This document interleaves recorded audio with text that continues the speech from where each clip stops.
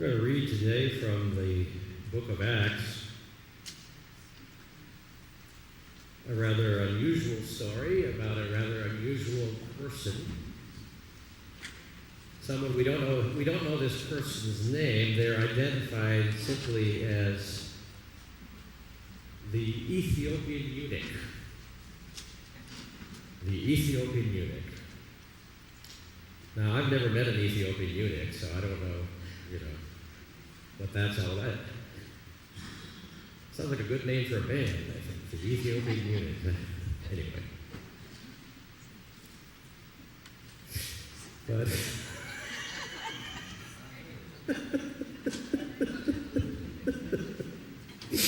sorry about that. So without any further ado,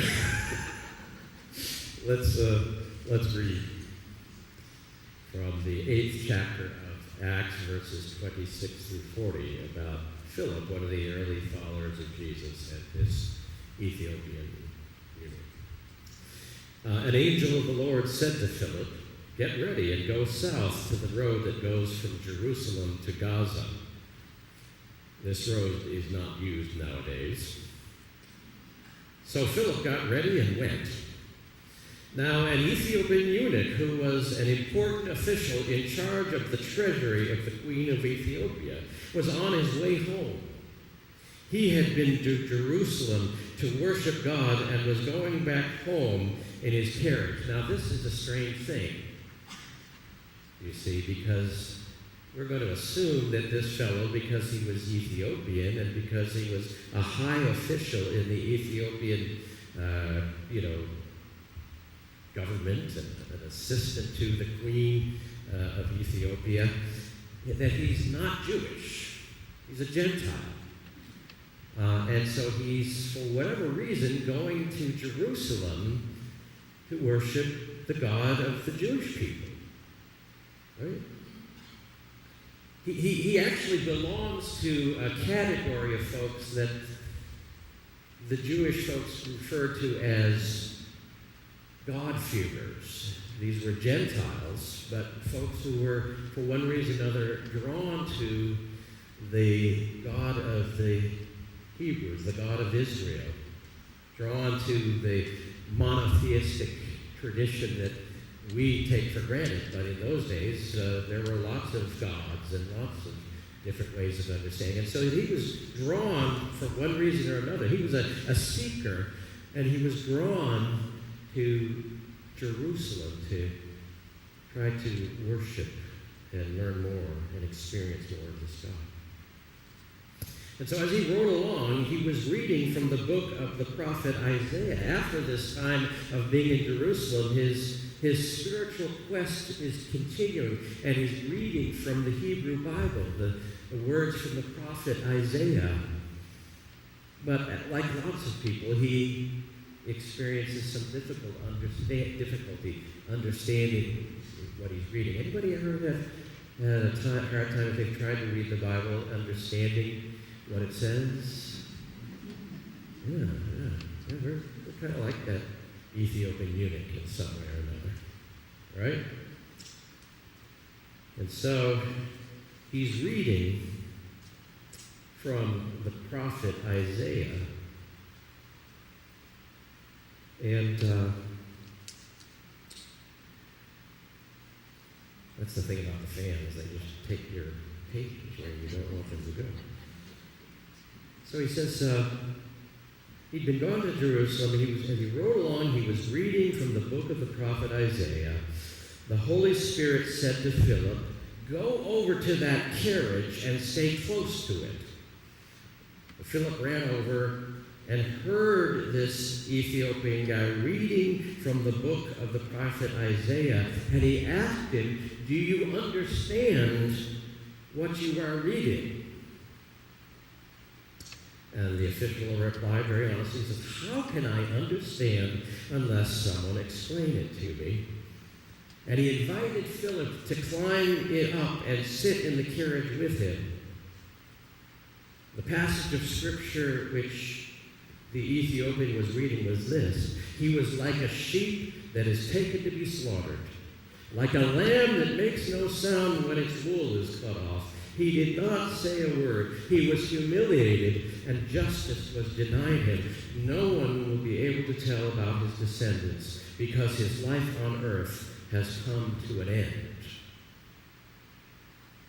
The official asked Philip, "Tell me, of whom is the prophet saying this, of himself or of someone else?" Well, Philip wasn't about to let that opportunity pass him by. He says, he's reading a passage from Isaiah that we Christians say, "Gosh, this sounds an awful lot like Jesus. A lamb led to the slaughter. A lamb that makes no sound when its wool is cut off." And so then, verse 35, Philip began to speak. Starting from this passage of Scripture, he told him the good news about Jesus. As they traveled down the road, they came to a place where there was some water, and the official said, "Here is some water. What is to keep me from being baptized?" Well, if he had perhaps been riding in that carriage with some of the other disciples of Jesus, they would have said, "Well, the fact that you're a Gentile." Right? Fortunately, Philip understood.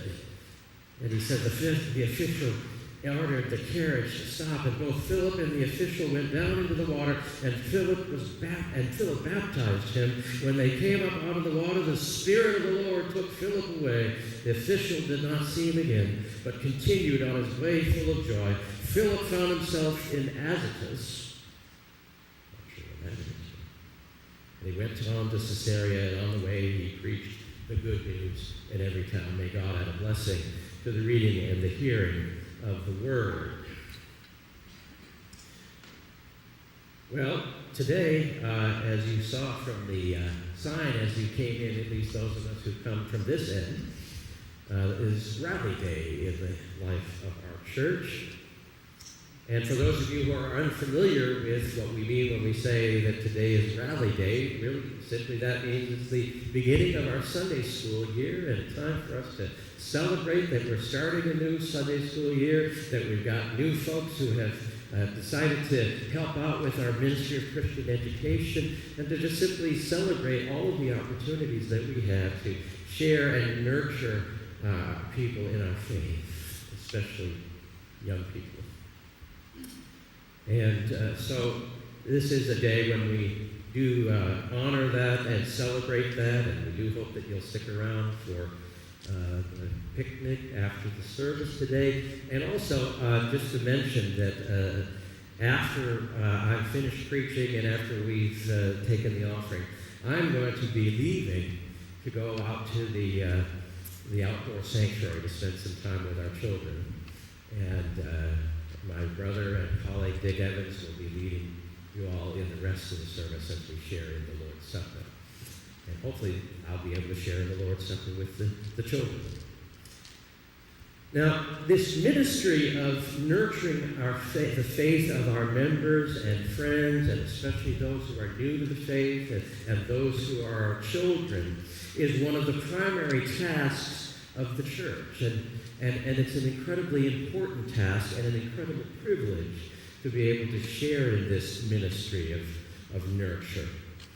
And I do want to say thank you and express my appreciation, and I'm sure all of ours, to Nancy Morley and to the members of the Education Committee, and as well as those who have agreed to help out as teachers and helpers for this Sunday school year, and youth group leaders, and all the folks who help out. We may not have the biggest Sunday school around, but we certainly have a top-notch team of folks who are dedicated to this important ministry, and we thank God for them. Now, as a way of looking at the importance and necessity of our church being a community of nurture, I want to invite us to take a look at that strange passage from Acts that we read just a few moments ago. But I'll tell you, it is really one of the more unusual and stranger stories in all of the New Testament. Like we heard, it's the story of how one of the earliest followers of Jesus, a fellow named Philip, was led by God to reach out to a very unlikely person. And as we've already seen, there's several interesting things about this fellow, this Ethiopian fellow. We learned, for example, as we've already said, that he's a Gentile, but a God-fearer. We learned that he is a eunuch, which is to say that he was someone who had been castrated at an early age. We don't know anything about this fellow's history, but if he is typical of that time and place, he has undergone this unpleasant experience of castration at a young age because he has been set aside in order to become a servant in an important lady's home.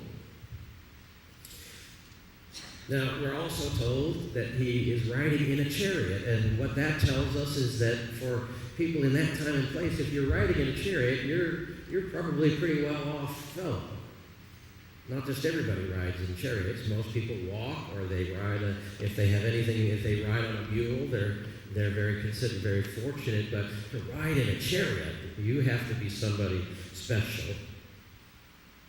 And we find that he is indeed in the service of Queen Candace, and we can surmise that he has made himself very valuable to this queen and has, as a result, become an important and wealthy man. And yet, at the same time, we also can understand that from a Jewish perspective, this guy is unclean in all sorts of ways. He's Gentile, he's had his body mutilated, and who knows what else, right? But it is to this strange fellow who is on a spiritual quest that Philip is led one day as the eunuch is making his way from Jerusalem back to Ethiopia. Like I said, that in itself is remarkable. It was remarkable because it was so against the spirit of the times, a spirit that was concerned with figuring out who was clean and who was unclean, who was in and who was out, who was acceptable and who was unacceptable. The Pharisees were obsessed with trying to figure out where people fit in and where they belonged. And God help you if you didn't fit in. Reaching out to this dark-skinned Gentile with the high voice went directly against that spirit, but it fit the spirit of Jesus so very well. Because Jesus created a revolution simply by being willing to nurture people that the culture around him didn't think were worth nurturing, people who were expendable, people who could be just simply ignored because they didn't have the right qualifications. And so it was that the early followers of Jesus were able to see that this was the way that they were to behave as well, that they would be countercultural if they were going to follow in Jesus' footsteps, that they would have to start nurturing people whom the world around them would just as soon discard. And so when a disciple named Philip encountered an Ethiopian eunuch reading without the slightest comprehension from the prophet Isaiah, he doesn't think twice about nurturing this Gentile's faith. You see, Philip, by observing Jesus, had understood that in this new covenant, God was calling him to reach out in love and nurture to the faith of anyone who was willing. Their background didn't matter. Their status didn't matter. Their physical state did not matter. Their spiritual state did not matter. But he also understood that no matter how motivated a person might be to learn about the things of God, they need the nurture and guidance of others, of a community of faith. It was just as the Ethiopian said to Philip, how can I understand unless someone explains it to me? Unless someone explains it. That's part of the job of the church. To be a community of nurture. The early Christians were forged into a community of nurture because they understood through Jesus' example that they were called to nurture folks on the margins of society, the outcasts, the Gentiles, the women, the children. And Jesus is still calling us to do the same today. We are still called to be a community of nurture, guiding, teaching, sharing, loving people, because after all, we all need guides and helpers along the way, unless someone explains it to me. See, we need to continue to nurture and guide people into faith, because under normal circumstances, at least, it doesn't just happen. Now, when I was thinking about this whole concept of nurture, and I think, for me, when I think of where would I go to learn about what it means to be nurturing, I think of my mother and all the other mothers that I don't know. Because, they're the ultimate nurturers, right? I mean, some of us guys could be kind of nurturing, but boy, if you want to get nurtured, at least in my household, I knew where to go. It was my mom. And so I think maybe if we think about our mothers, or at least our mothers at their best, we might begin to understand what this nurturing that we're called to do and be. I read about a mother who grew tired of the unimpressed blank stares when she told people that she was a full-time mother. And now she answers everyone who asks what she does for a living. She says, brain surgery. Non-invasive daily brain surgery. And she's right. That's what being a mother and being a parent is all about. Performing brain surgery on kids who left to their own devices. They're going to be kind of like in the state of that Ethiopian eunuch. Have you noticed this? I noticed this when I became a parent. I never had to teach my kids how to be bad. They did that fine all by themselves. So what we needed to do was nurture the best with it. Was with them, and that is what our schools and what our churches are all about. That kind of brain surgery. We need the help of the church, the spiritual moms and dads and grandmoms and granddads, aunts and uncles that we find there. Because as I said, it's hard and long work creating this community of nurture, the privilege of helping to shape a human being. Whenever I study the Old Testament book of Deuteronomy with a group of folks, especially if they haven't read it before, students invariably comment about how repetitive it is. Over and over, the book of Deuteronomy says, be careful, remember, do this, don't do that, remember what happened all those years ago, take care, over and over again. It suddenly occurred to me one day when we were reading the book of Deuteronomy that the God of Deuteronomy is like a mother. He's a nag. Why? Because we need to be reminded over and over again, and somehow it seems that the more important things are, the more we need to be reminded of them. Because the important things are usually the difficult things, right? If anybody could do it, it wouldn't matter. But the really difficult, important things, we need to be reminded of over and over again. And if you're a parent, you know how true that is. How many times have you told your kids to pick up after themselves? How many times have you told them to be polite? Sometimes our children don't really hear what we're saying until years after we've said it. Sound travels slowly. But the job of saying what needs to be said 100 times and more is a critical piece of nurture that we need to give one another. In this church, as in many other churches, when a child is baptized, it's not only the parents, but the entire congregation that promises to nurture the child being baptized in the Christian faith and life. And out of that sense of responsibility, some of us respond to that call by becoming Sunday school teachers or youth leaders or mentors or class leaders. I want to invite you, if you have ever taught Sunday school, not just here, but in other churches, or led a youth group, or taught a class, or mentored a young person in the Christian faith, I'd like to invite you to stand up. Where's all the Sunday school teachers?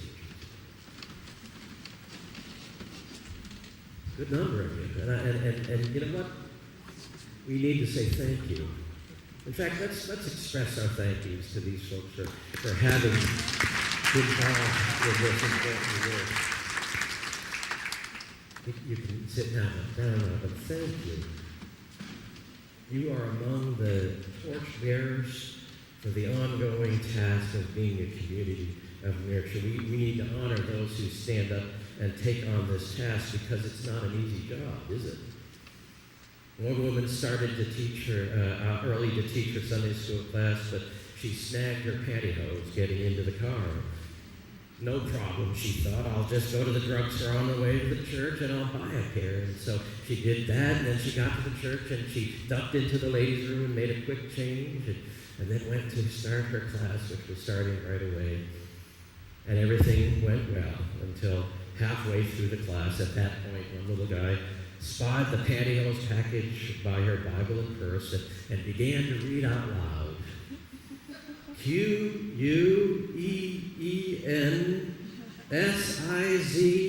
Wow, Mrs. Marshall, you're the same size as our mattress.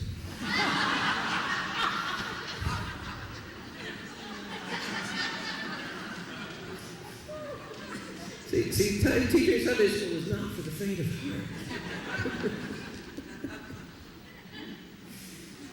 And we need to appreciate and support and help and pray for all those who are and have been a part of our Sunday school and all the other ways that our church has nurtured one another in the faith over the years. Because really, when all is said and done, they're on the front lines of the ongoing work of creating and sustaining a community of nurture as they share the good news of God's love in Jesus Christ. They deserve our undying gratitude and respect. I've noticed this, that the attitude we have towards our teachers speaks volumes about the attitude we have about our children.